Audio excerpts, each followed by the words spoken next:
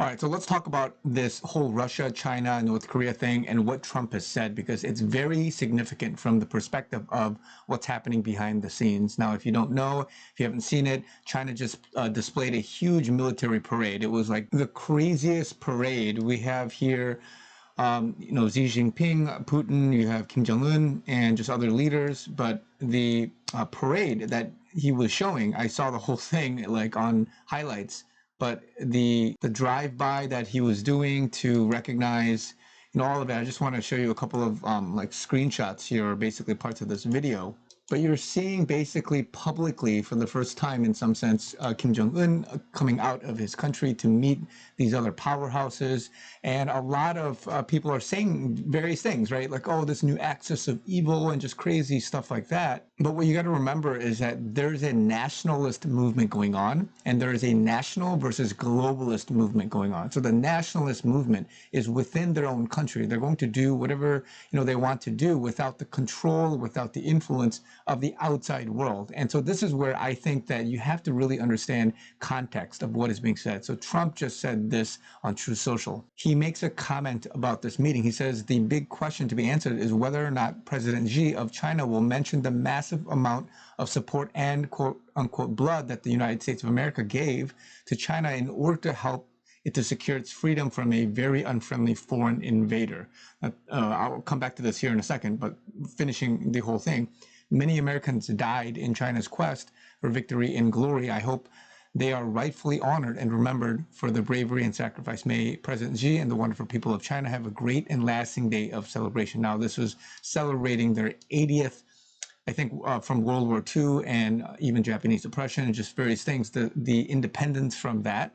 And he says, please give my warmest regards to Vladimir Putin and Kim Jong-un as you conspire against the United States of America, President Donald J. Trump. Now, there's a lot to unpack here, but a lot of us that are, researchers and the Anons are saying that this is alluding to Q Post 140, right? So the reminder is, what if China, Russia, and others are coordinating with POTUS to eliminate the New World Order? I've referenced this many times before. But Trump, from an optics perspective, he can't just go out there and say, hey, I support you guys, I love you guys, Putin, Kim Jong-un, and these guys. He's not going to do that. He has to, from a public optics perspective, have a certain stance such that it appeases everybody else, because everybody thinks there's this versus them. There's this like, oh, those guys are evil, those guys are the hermit nations, that guy Putin and this guy Xi, all that, it's so bad, all of that. But really, there's a higher battle going on first and foremost that the public, if they were to get into the weeds of it, it's going to confuse them mightily. And that battle is nationalist versus the globalist. So these guys, as Q Post 140 is saying, is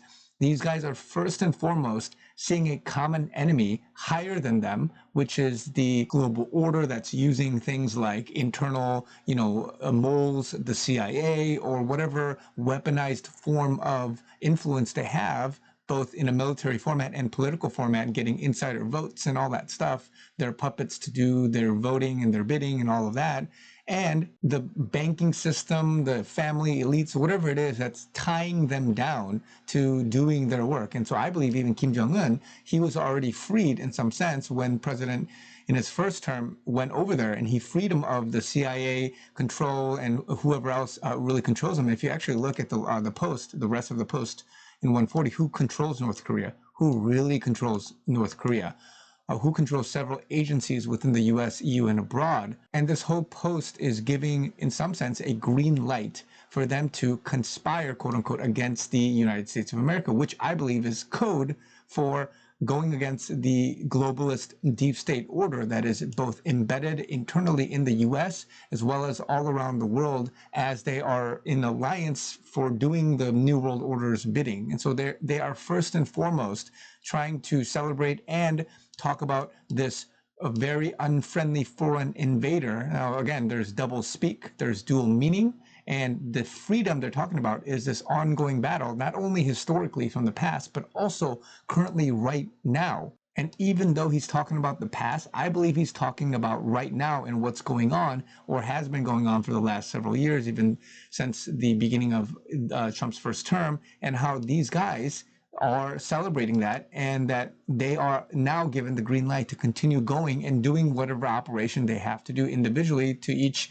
their own in their parts that they have. And so Putin meeting with Trump in Alaska was a fruitful meeting. They talked about probably how to finish off the New World Order and the globalists. And so this is double speak code talking about the alliance that they have amongst each other to first and foremost go against the New World Order because they have a common enemy. And then, of course, they have disagreements and they're not going to be on the same ideology, the same level. They're not all, conservative Christians and all that, obviously, but they have a higher level enemy that they want to take care of.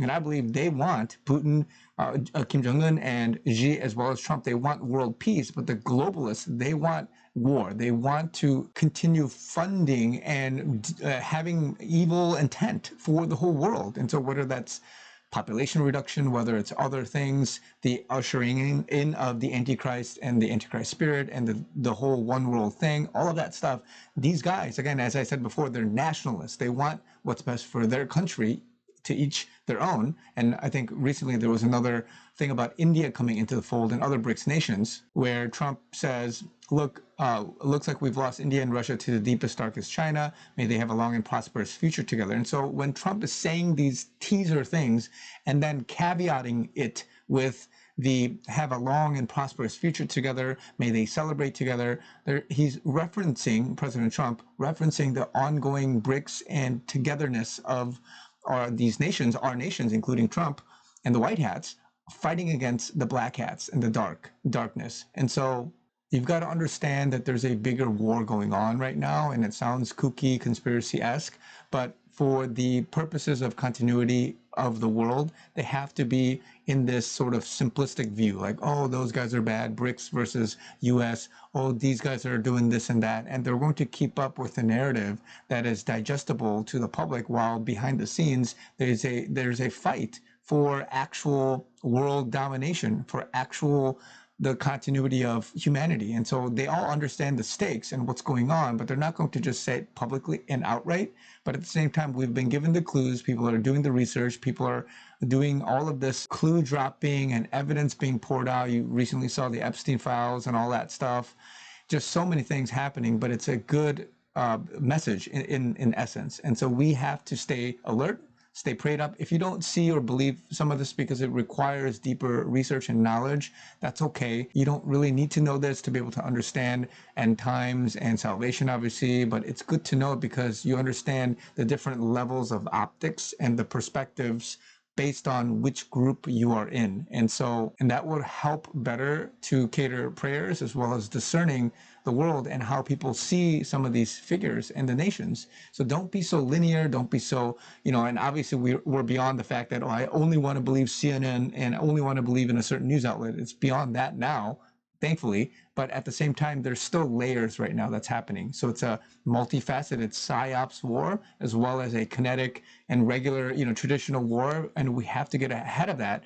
But we, as the population, as the general public, we don't need to know the truth behind all of it, because the bigger, higher priority, especially from the white hat's perspective, is to win the war in essence. And until everything is said and done, Trump, these guys are going to say certain things. They're going to say things that will throw people off. They're going to say things that sound controversial, but there's a rhyme and a reason from a white hat perspective in terms of the psyops and the war that we are living in. So I just wanted to give you guys this quick word of encouragement from the news and what I believe is going on, as well as other Anons and other independent journalists and many of us that are digital patriots that are trying to do the work of God in a sense, to discern and understand what's really going on. So be encouraged, guys. You guys know I'm doing a fundraiser. We're not at our target yet. I would love the support, guys. The Give, Send, Go is linked down below. I also have PayPal, Zelle, and Venmo. If you guys want that, there's a link down in the description below. Would love the support, guys. Thank you guys so much for everything so far, and I'll talk to you guys very soon.